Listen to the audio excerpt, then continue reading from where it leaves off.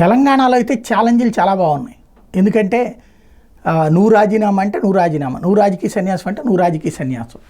ఇప్పుడు చివరికి అది పోస్టర్ల రూపం సంతరించుకుంది. హరీష్ రావు ఇంటెదురుగుండా పోస్టర్లు, దమ్ముంటే రాజీనామా చేయ, నువ్వు చెప్పావు కదా రుణమాఫీ చేస్తే సిగ్గు సీము నెత్తురు లజ్జా ఉంటే రాజీనామా చేయమని. ఆ పోస్టర్లు హోర్డింగుల్ని తొలగించడం కోసం టీఆర్ఎస్ వాళ్ళు వస్తే ఇద్దరి మధ్యన గొడవ.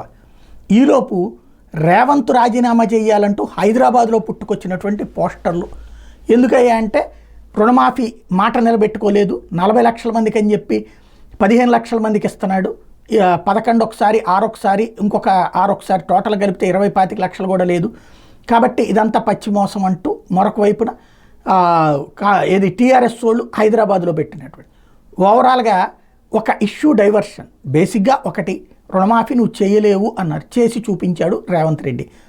అయితే రేవంత్ రెడ్డే 40 లక్షల కోట్ల రూపాయలు, ఇది 40,000 కోట్ల రూపాయలని ఇంతకుముందు చెప్పారు. ఇప్పుడు 20,000 కోట్లతోనే ఎందుకు జరిగింది అన్నటువంటిది ఆయననే చెప్పాలి. అంటే లైక్ ఇదివరకు ఆంధ్రాలో రుణమాఫీ జరిగినట్టుగా ఉద్యానవన శాఖను తీసేసి లేకపోతే కమర్షియల్ క్రాప్స్కి తీసేసి అట్లాంటిది ఏదైనా జరిగిందా అన్నది సమాధానం ఆయననే చెప్పాలి. లేదంటే కనుక రుణమాఫీ అన్నటువంటి దాంట్లో లోపాలేంటో ఏం జరిగిందో తెలంగాణ రాష్ట్రంతోనే చెప్పాలి. కాకపోతే నువ్వు రాజీనామా, నువ్వు రాజీనామా, నువ్వు రాజకీయ సన్యాసం, నువ్వు రాజకీయ సన్యాసం అంటూ తిట్లు శాపనార్థాల మధ్యన సాగుతోంది. అసలు విషయం డైవర్షన్ వెళ్ళిపోతుంది.